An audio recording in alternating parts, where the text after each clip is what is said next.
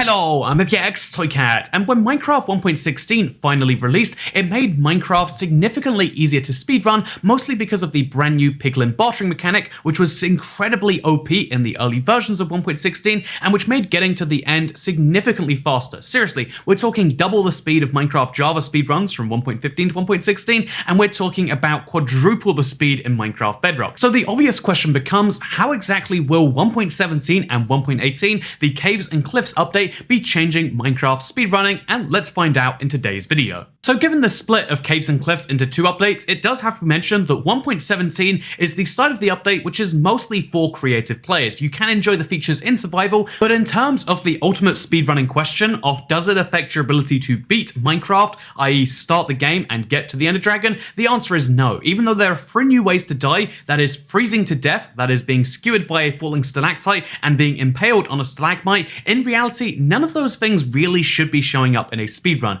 Every single part of a speedrun should be almost identical between 1.16 and 1.17. The only thing you would expect is that if someone were to go in a cave, they would potentially find all of the new features, the deep slate, the hanging roots, all of those different things, but those features are not going to have an effect on how you speedrun because new blocks can just not be mined. There are going to be 3 new mobs, but it goes without saying that goats won't affect speedrunning. I mean, even if they scream real loud, it just isn't going to have an effect on you, as well as the glow squid, as well as, of course, the axolotl. They're just not going to make any real impact on the speedrunning game. So given that that is the case, and given that when we scroll through the entire list of features in 1.17, you can see looking at any part of that list, pause it and stop on a random feature and tell me if it will affect speedrunning, and the answer is almost definitely not. Random seed glitchless will be purely unaffected, and set seed glitchless will be most likely unaffected unless there's some crazy way to use all of those things to save a few seconds. But interestingly, the speedrunning game should not be changing at all between 1.16 and 1.17, which is maybe an indication of how 1.17 doesn't really affect gameplay that huge amount compared to other updates, but 1.18 is where things get really interesting, because 1.18 is where terrain changes, and that's what I want to focus most of this video on, because terrain changes will affect speedrunning whether you like it or not, and they're going to affect it in a really interesting way, because for the first time in Minecraft history, Minecraft 1.18 will be lowering the depth limit of Minecraft. No longer will the world stop at Y0, instead it will go down to Y-64, which makes the underground double as deep, which is necessary for all of the huge caves coming inside of it. And the way this affects speedrunning is, it seems like on the surface mostly not right, but there are some really key differences for the random seed glitchless game that you're going to need to know about if you like speedrunning, or at least you like beating Minecraft in some way, because here's the deal. The underground changes seem entirely positive on the surface. I mean, who doesn't love the deep slate and the deep slate ores? And honestly, when you take a look at all of the new ore changes that are coming along with this, it's hard not to think that there's going to be some strategy that involves specifically seeking out the diamonds or specifically seeking out the iron in a way that is going to be much faster, because you can strategically pick those things based on your level. There is going to be a faster way to get all of the ores. Don't get me wrong on that level. There is going to be more strategic ways to play Minecraft, but the reason that all of that is just outweighed entirely is because of the other change, which is the underground being double as deep after this update, which is of course incredible as a casual player, but the downside if you're speed running or a speedrunner is the fact that this means all of these structures you expect to find below ground are now going to be about half as common in terms of how much they spawn in a given spot, but also think about it, double as much depth means double the mining to get to a place, but that also means that the average stronghold location, even if you know exactly where it is on the X and Z coordinates, that doesn't expect to change. The depth is going to be changing, and it's going to be changing in a wholly negative way. And to explain that one, think about how deep underground goes right now and how deep you can find a stronghold. Anywhere between 64 on the surface, although that's incredibly unlikely, and 0 on top of the bedrock, although that's also incredibly unlikely, are possibilities as to where the stronghold will start to generate. And that is of course 64 blocks of range, but it gives you an average spawn height of about 32 blocks, and therefore an average amount of digging of about 32 blocks as well. Are you following the math so far? Because after the update, when it goes down to -64, Now there will be 128 blocks of underground, which is incredible from a mining perspective, but from a speedrunning perspective, if you want to find that stronghold and just get straight into it, the range of possibilities will be anywhere from 64 near the surface, again, incredibly unlikely, to minus 64 on the new Bedrock layer, again, not very likely, but possible, and nearby that is doable, which means the average depth will be about layer 0, and the average amount of mining will be 64 blocks. Even worse than this, if you do go above 64 blocks, as you'll do roughly half the time you would expect, you'll have to start mining into Deep Slate, and Deep Slate takes longer to mine than Cobblestone, meaning that it will take more than double as long to mine from the surface into one of these strongholds. So to explain that using real world situations, let's say you're speedrunning the current version of Minecraft, you know exactly where your stronghold's going to be, and you've thrown your ifenders, you've gone there, and you start digging down. What you'd expect to do is you'd expect to dig, somewhere between 0 and 40 blocks, and what you'll eventually find, as we can prove using timers on screen, because wow, time and science, this is a very accurate video right here. Basically a scientific journal in video form. But as you can see, once we dig down enough, I hope, we find ourselves in the stronghold. That was a really interesting way to dig into a stronghold, but still, you can see we found ourselves in a stronghold in just that amount of time. Whereas if you're playing in 1.18, what you'd expect to find is the end portal right next to one of these. Wait, that's not how any of this works at all. Although this is incredible generation, right? What the heck am I look? This is insane. See, you know what? 1.18 is incredible for generation fans. So here's what the equivalent would look like with the closest random stronghold I could find in Minecraft 1.18, which you simulate using the data pack, because 1.17, 1.18, I mean, it's confusing, everyone knows by now that, but if we dig straight down, we don't just expect to mine 30-ish blocks to get down, but we'd expect to mine on average about 62. And so we mine, and we mine, and we mine, and as that timer surpasses the time from earlier, we still don't find anything, because we could be going down for a while now. And the crazy thing about this is again, this time that we're seeing still stack up, by the way. It has not ended yet until just now. So that time that you see is not only a lot higher than it would have been in 1.17 and 1.16, but also bear in mind that the fact that it took double as long is for the attempt. If I didn't know there was going to be a stronghold here, or I was only slightly sure there would be one, which is a real thing that happens a fair amount of the time, you're not 100% sure there's a stronghold, you're kind of guessing, which guessing is a valid strategy in speedruns, because you need it's worth taking a 99% risk if the run's almost dead otherwise. So if you take a risk, it takes double as long to even know if you found a stronghold. By the way, this is a stronghold in a ravine. Isn't that always beautiful to find? But yeah, basically, it is much harder to find on average and get up, but although it'll be slightly more lit up because of the glow lichens. Wow, isn't that so worthwhile? But the thing that really, drills this in as being crazy is what happens in the worst case scenario, because obviously, Deep Slate, it's a thing that exists in Minecraft.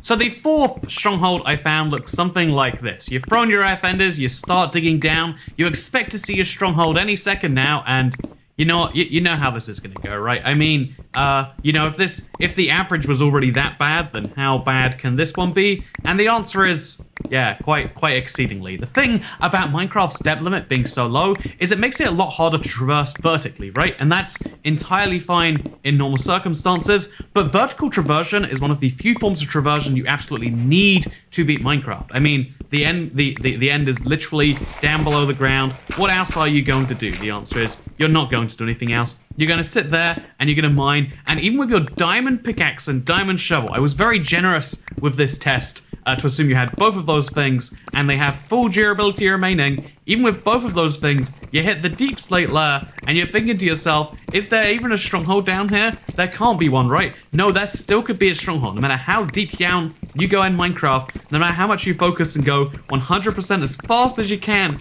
you're still not gonna find anything at all. Look at this, I'm still going down. If this was a random seed glitchless attempt, this would have been already by itself roughly 10% of the world record time, just digging from the surface where you already know there's gonna be a stronghold down there, to getting into the stronghold, and I'm still digging down, and I'm starting to question if I'm even in the right place, honestly, because I've dug so much Deep Slate at this point that it can't possibly be the right place, can it? I mean, can it really be?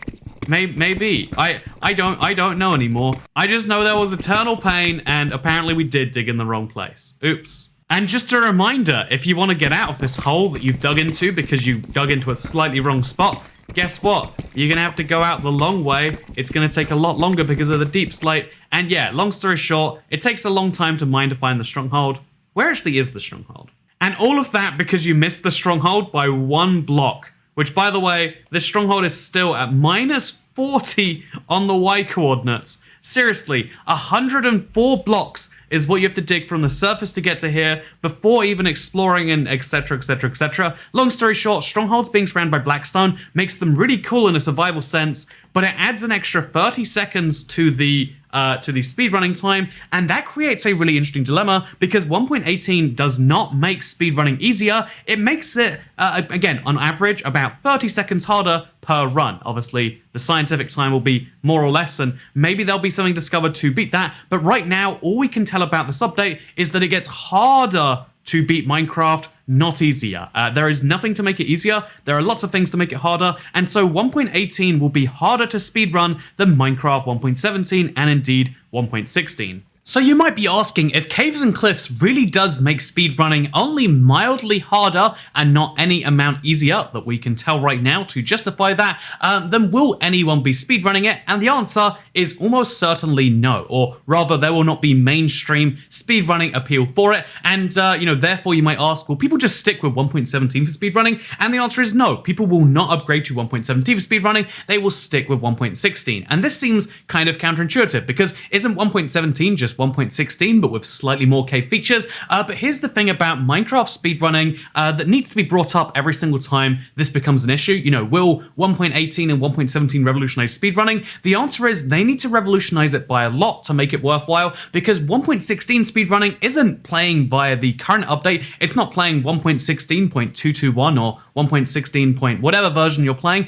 They play the earliest versions of 1.16, which accidentally released with the wrong piglin trading mechanics. This is something we actually confirmed by accident on a stream with Allrap recently, but what it was the piglin trading was set at certain values, then those values were altered by some developer by accident, and then they were altered back to how they were meant to be, but that means there was a small release phase between 1.16.0 and 1.16.1 where piglin trading was off the charts insane. Seriously, if you look at any speedrun done in the Minecraft community, any world record, or maybe fake world record that's accredited by astrophysicists, but if you look at any speedrun, they all use piglin trading because there's just no other valid way to get ender pearls that can even come close to competing. Even with the randomness factor, it means that getting ender pearls is just fastest done by basically playing the casino odds that is, like the piglin trading, and so this is what every speedrunner does, and they do it in that specific version because the odds are more than doubled, even though it's erroneously, it's in a full version of Minecraft, it's not seen as a bug because it was really how the trading was, and so this is what every Minecraft speedrunner is actually playing to this day, and rightfully so. If you want to beat Minecraft the fastest, you want to play the version which will allow you to beat it the fastest, and that version is the one with the broken piglin trading. And so, although for this video I considered all of the different possibilities regarding speedrunning and whether new ores could help and whether any of the 1.17 and 1.18 features could significantly help speedrunning, the truth is it doesn't matter about any of them. It doesn't matter about any of the ones that you might be saying down below unless it can save more time than having the insane access to ender pearls that is piglins in 1.16.0 does, and the answer is that it won't have. No feature in 1.17 is like that, and this means that until a feature like that is developed in the far future, 1.16.0 will remain the version for speedrunning. As much as I would love to see 1.17 or 1.18 speedrunning, I'd love to see an either, if I'm being entirely honest. The truth is, the Minecraft speedrunning community is very specialized in this one version, this one very old version, and you can't fault them. They're incredibly talented individuals that have spent hours of their life, I should say thousands of hours of their lives. They've spent thousands of hours, working on these versions. Of course, that is, what they are going to be playing. However, to me, you know what? I like speedrunning because it's not taking a theoretical version of a game, because 1.16.0 wasn't meant to exist. It exists only by accident. Rather than playing around with a version that exists by accident, which is fun to me, I love the idea of seeing 1.17 or 1.18 actual speedruns in the actual versions of the game that people are really playing. The vast majority of the Minecraft community, that's like 99% of Bedrock players and, about 50% of Java players, play the most recent versions. And so, honestly, one of the things I want to do is actually speedrun 1.17 and 1.18. And one of the things things I like to do on this channel is I live stream those speedrunning attempts. I probably spend too much time talking, to chat and having a fun time while we do it, but I am still in the process of trying to learn the random seed glitchless, path for 1.16.221. I'm one of the only streamers that I've ever seen playing the version with the non-broken trades, but the goal is when 1.17 comes out, I would like to try and be one of the fastest for that version of the game, and so that is a fun little challenge that I'll be doing over the next few months on this channel, and if you like speedrunning, you can look forward to that. And if you don't like speedrunning, you shouldn't have watched a whole video on it, you're the dumb one here, but you can see other 1.17 and 1.18 videos as, those things interest us over the future. But for now, thank you so much for watching this video, I hope you'll enjoy, and if you don't enjoy house fires, make sure to subscribe with notifications turned on, because greater than 99% of house fires happen to people who aren't subscribed to this channel. Thank you so much for watching, and I'll see you all next time. Goodbye.